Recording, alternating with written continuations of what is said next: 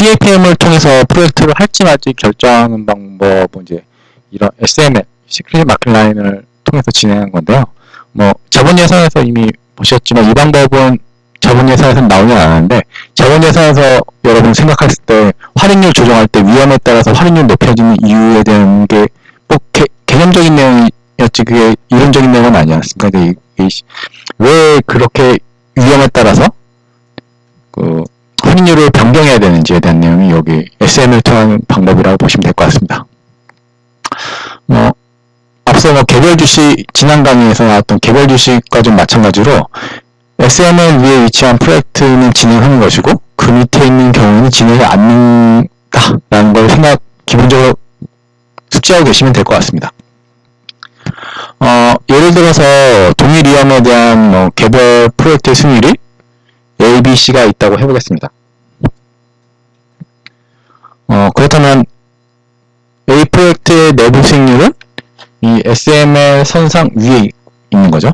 그래서 그 말은 기업에게 요구되는 수익률이 이런 위험이라면 이 정도면 있으면 되는데 이 A 같은 경우는 어디에 위치한 거죠? 항상 더 높은 거죠. IRR이. 예. 그렇기 때문에 기업에게 요구되는 수익률보다 높은 위치에 있기 때문에 선택돼야 된다, 채택돼야 된다는 얘기입니다. 예. 그에 반해서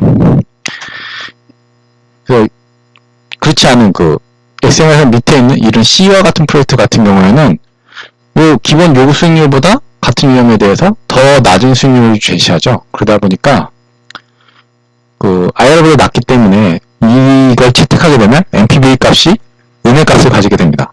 그래서 지난 자본 예산, 그러니까 캐피털 버제팅 강의 보셔서 아시겠지만 자본 예산에서 위험은 당시에는 고려되지 않았는데 여기 위험이 높아질수록 그에 합당하게 할인율이 조정해야 된다. 걸 다시 한번 여기서 얘기할 수 있습니다. 다시 얘기하면 위험에 따라 자본 예산 활용되어야 되는 할인율이 왜 변경해야 되는지를 다시 한번 보여준다고 볼 수 있습니다.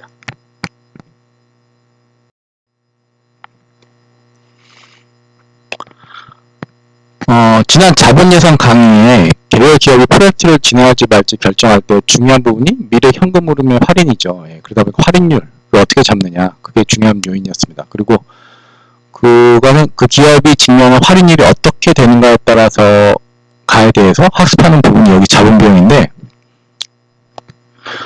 개념적으로는 모든 자본 원천별 비용이랑 그 비중의 합으로 표현할 수 있겠습니다. 여기 비중. 그런데 기업이 하는 일의 프로젝트를 진행하기 위해서 조달하는 비용의 원천이 아까 크게 두 개고 각각의 원천별 자본 비용을 구하는 식으로 해서 한번 살펴보면 교재별로 표기에 좀 차이가 있긴 하지만 이번에는 할인율 R로 제시한 책에 맞춰 표현하면 이렇게 바뀌겠죠. WACC는 자본과 부채 중에 자본의 비율만큼의 거기 자본 비용, 그리고 거기서 자본과 부채 비율만큼의 부채의 자본 비용. 근데 다만 거기서 앞서 얘기한 것처럼 개별 기업의 세금에 대한 절세 효과를 곱해주면 부채에 대한 자본 비용을 구할 수 있게 되죠. 거기 비율 값에 맞춘 평균이다라는 얘기입니다. 그러니까 다시 얘기하면 비중별 자본 비용인데 여기 마지막에 있는 요 부분 법인세 절감 효과를 좀 유의해 주셔야 되고요. 근데 여기 다만 이제 그냥 앞에는 T라고 하는데 여기 C를 붙인 거는 어떤 기업은 이제 수익이 높아서 법인세를 좀 다를 수 있어요. 법인세가 구간별로 좀 차이가 있기 때문에 여기 개별 기업에 맞는 그 수준이다라는 얘기를 해서 C를 하나 더 넣어봤습니다.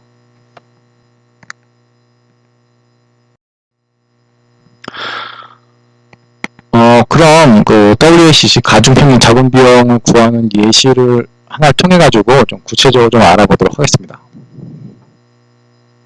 우선 어떤 특정 기업 A가 은행에서 이게 30억을 좀 빌린 거죠. 차입을 했습니다. 이자율은 여기 보시다시피 9.5%고요. 그리고 또 채권을 또 발행했는데 50억을 발행했습니다. 근데 쿠폰 레이트 리미트는 10%, 예, 라고 했습니다. 이자율은 10%인 거죠. 발행했는데, 액면가는 여기 보면 10,000원인데, 시장에서 거래되는 가격은 9,850원. 그러면, 시장 이자율은 딱 여기 봤을 때 10%보다 높은가요, 낮은가요? 예. 시장 이자율이 좀 높기 때문에 할인돼서 거래되고 있는 거겠죠? 예. 양안에. 그리고 그에, 발행 주식수는 이제 100만 주가 발행되고 있고, 그 주당 주식 가격이 12,000원입니다. 이 기업의 베타는 또 1.2로 잡아봤고요. 무형 수익률을 해서 뭐, 국채, 대용치로 해서 뭐, 국채나 통한채 얘기 들었는데, 한 5%라고 해보겠습니다. 이거 다 전부 다 가정입니다, 가정. 그리고,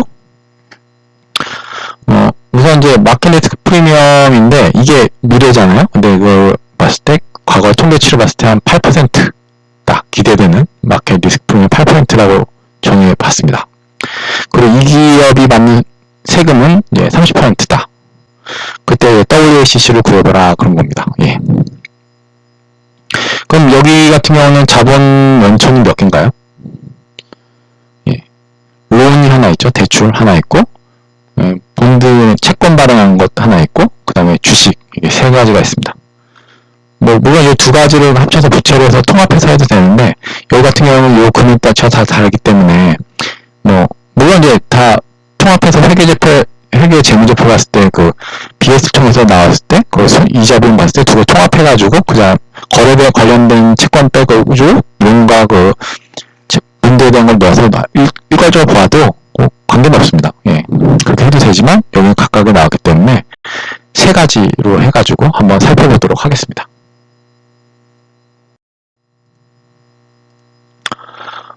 우선 앞에 예제해가지고 WACC를 구하기 위해서는 우선 이 기업의 시장 가치 기준의 자본 구성 비율을 만들어야 됩니다. 왜냐하면 앞으로 자본비 조달한다는 건 현재 같은 경우가 그대로 유지된다는 전제하에서 하는 거거든요. 그러다 보니까 현재 시장에서 이 기업에 요구하는 가중평균 자본 비용이 얼마냐? 각각의 자본 비용을 구한 다음에 그 비율별로 통합하면 그대로 되는 거겠죠. 그래서 앞의 내용을 모두 총액으로 해서 정리를 하면 될 것 같습니다. 우선 보시다시피 은행 차입금, 론 같은 경우는 그대로 나오면 됩니다. 채권 같은 경우에는 시장가격 기준으로 좀 변경을 해야겠죠. 예. 그리고 주식 같은 경우도 뭐 발행 주식수의 주식가격을 곱하면 되겠죠. 예를 들면 모두 뭐 199억이 조금 넘게 됩니다. 그럼 여기에 맞춰서 사실 저희가 알고 있는 WACC의 W 부분이죠. 비중별 각각의 비중을 봐야 되니까 이거에 대해서 비중을 구하면 되겠죠. 예, 요걸 분모로 해서 각각 분자로 해서 값을 넣으면 뭐 이렇게 나오겠죠. 예. 그러니까 론 같은 경우에는 뭐 15%, 본드 같은 경우는 25%, 그 자본 같은 경우는 60% 이렇게 돼서 합치면 100%가 나와겠 값을 구했습니다. 그러니까 이거는 마지막에 웨이트만 주값을 구한 거고요. 이제 각각에 대해서 각각의 자본 비용을 또 구하면 되겠죠. 예. 우선 은행 차입금리 론 같은 경우에는 뭐 사실 앞에서 요게 나왔던 이자율 이 부분을 세금 효과만 고려해주면 되는 거죠. 예. 그러면 9.5%에서 세금이 30%니까 세금에 대한 감면 효과까지 하게 되면 실질적인 론의 비용은 자본 비용은 6.65%가 됩니다. 그럼 이제 회사채의 경우에는 뭐 사실 현금으로의 현가를 통해서 다시 구해야겠죠. 그러다 보니까 뭐 시장에서 거래된 이유가 9,850원이니까 거기서 그러니까 거기 액면 이자율이 10%였으니까 10%에 대한 이자에 대해서 그게 연금 형태로 쭉 나오고 그 다음에 마지막에 그 100억에 대한 이자 그 부분에 대해서 만원이죠. 일시금 만원에 대해서 거기에 대해서 다시 일시불로 10년짜리니까 10년이 일시금이 현가를 돌렸을 때 그 이자율 R이 얼마냐 구하면 되겠죠. 네. 이거는 뭐 손으로 구하시면 너무 힘들고 뭐 다 트라이 에러밖에 방법이 없지만 요즘 뭐 통계 패키지가 워낙 좋으니까 뭐 엑셀에서 이제 아야 함수를 이용해서 하면 이제 사실 10칸이나 좀 그려야 돼서 귀찮긴 하지만 만들어 보면 뭐 대략적으로 10.25%가 나왔습니다. 하지만 여기서도 이 본드조차도 그 세금 감면 효과가 있죠. 예, 그런 거, 이 세금까지 고려를 해줘야 됩니다. 그러면 이미 7.18%를 구할 수 있습니다. 그러면 이제 마지막으로 이제 자기자본 비용을 구해야겠죠. 예. 그 자본에 대한 비용을 구하면 이거는 또 앞서 얘기한 것처럼 CAPM을 통해서 구하면 되겠죠, 그죠? 예. 그러면 어떻게 나올까요? 예. 무형 수익률에 프리미엄에다가 베타를 곱한 값이죠, 그냥 간단히 들어가도 됩니다. 예. 근데 여기는 뭐 세금 감면 효과도 없고 맨 마지막이기 때문에 그냥 14.6%가 됩니다. 이를 통해 가지고 마지막에 추가로 해야 되는 거는 이 부분과 비율 부분을 합치면 되는 거죠. 예. 그러니까 조달의 원천별로 딱 구해서 보면 WACC는 예, 각각의 구한값 그대로 여기 넣어준 다음에 비율값을 넣어주면 됩니다. 예. 그럼 11.57%가 나왔습니다. 여기서 뭐 조달의 원천별로 아까 잠깐 얘기했지만 원천별로 나누게 했는데 사실 크게 두 가지로 그냥 나누기도 합니다. 이걸 부채로 넣어서 손익계산서 이자 비용을 통해 가지고 역산해서 할 수도 있고요. 여기서 이제 각각에 대해서 좀 구성을 해봤기 때문에 세 가지로 나눠서 해봤습니다. 그래서 뭐 얘기했는데 뭐 여러분 편한 방식 쓰면 됩니다. 뭐 유의해야 될 것은 이제 여기서 시장 가격으로 한다는 점입니다. 왜냐하면 현재 시점에서 이 회사가 자본을 조달하게 되면 어떻게 될 것인지 그 부분에 대해서 확인하시면 될 것 같습니다.